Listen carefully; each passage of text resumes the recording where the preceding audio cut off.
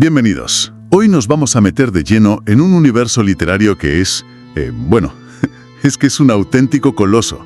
El Continuous Nexus, del autor Tolmar Hermann. Un coloso es la palabra, sí. Tenemos aquí delante una montaña de guías de la wiki oficial, artículos del Club Acheron, más de 35 novelas, y la misión, si la aceptamos, es entender cómo una saga de terror gótico en Londres acaba en una guerra de dioses al final de los tiempos. Y ya de paso, claro, ver qué nos traen esas dos nuevas sagas que se anuncian para 2026. La descripción oficial lo llama Uroboros cósmico, la serpiente que se muerde la cola. Vamos a ver qué hay detrás de eso. es que esa metáfora del Uroboros es literalmente la clave de todo. No estamos hablando de historias que se influyen y ya está. No. Hablaremos de sagas donde un personaje no podría ni existir sin su propio descendiente, que viaja en el tiempo para asegurar que nazca. ¡Ostras! La causa y el efecto están en un bucle. Y en el centro de ese bucle, siempre una guerra eterna entre dos fuerzas, los Exo y el Jabal, que en el fondo son dos futuros posibles y aterradores para la humanidad. Vale, una paradoja temporal como motor de todo el universo. Me gusta. Para empezar a montar este puzzle, supongo que hay que ir a la primera pieza. Y por lo que he leído, es una pieza bastante oscura. Hablemos de Crónicas de Acheron. Es la herida original de todo.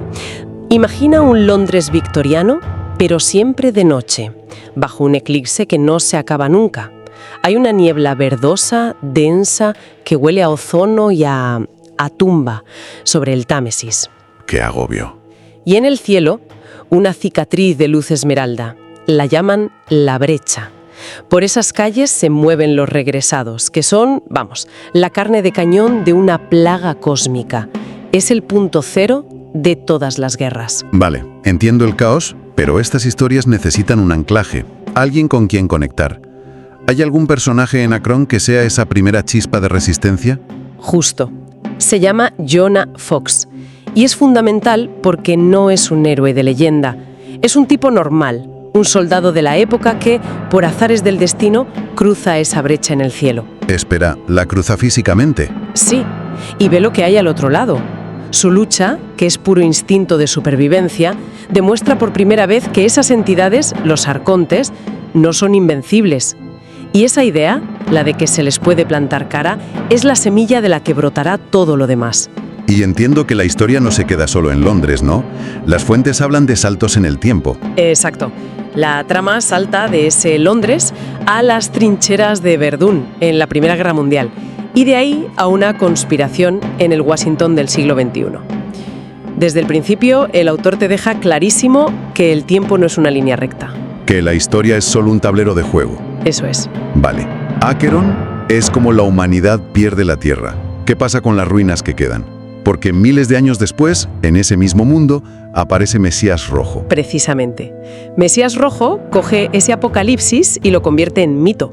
Las tribus que han sobrevivido susurran profecías sobre una figura, Kadosh, un híbrido con genética humana y de los propios arcontes, que está destinado a unirlos. O sea que la lucha ya no es por sobrevivir al día a día. No, se transforma en una guerra santa, una cruzada. Pasamos del terror gótico a la fantasía épica oscura. Exacto.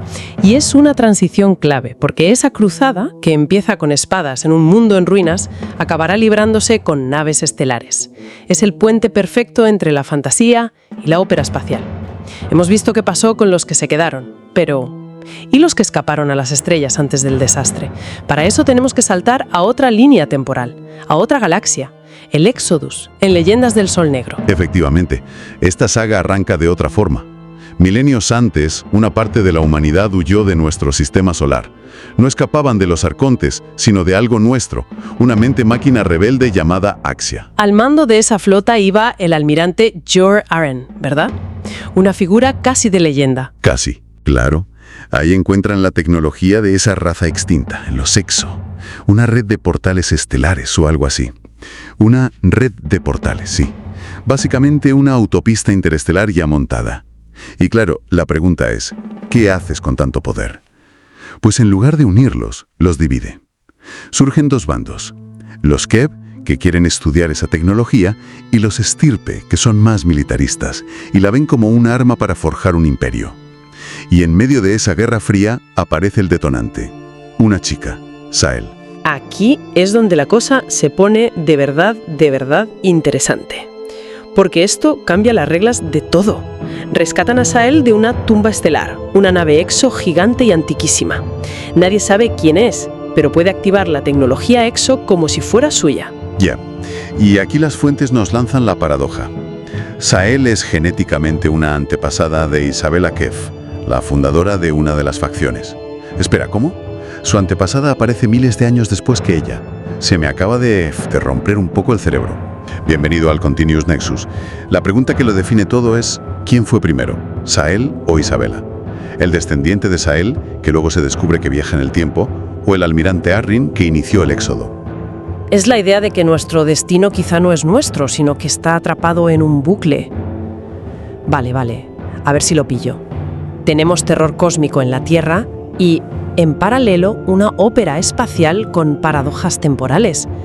¿Cómo demonios se une todo esto?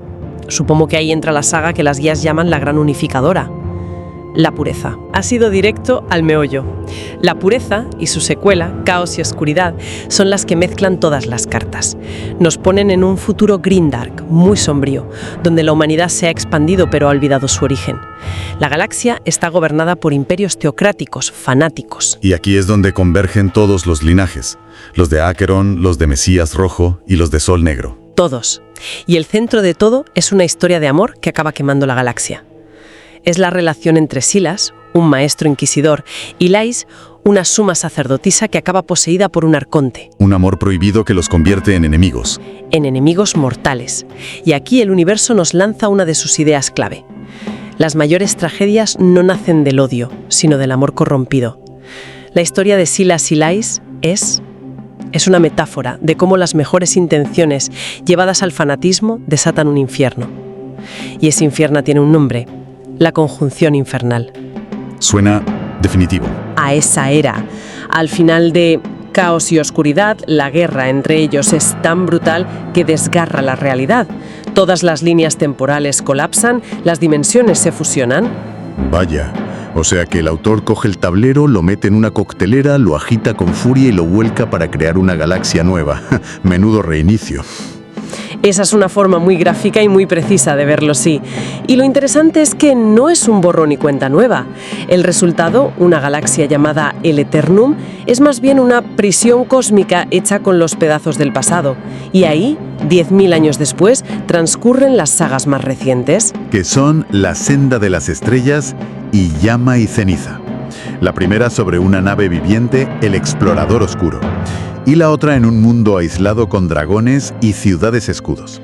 A primera vista parecen historias muy distintas. Lo parecen, pero ya sabemos que en este universo nada es lo que parece. Están destinadas a confluir. El nexo, según se detalla, es biológico.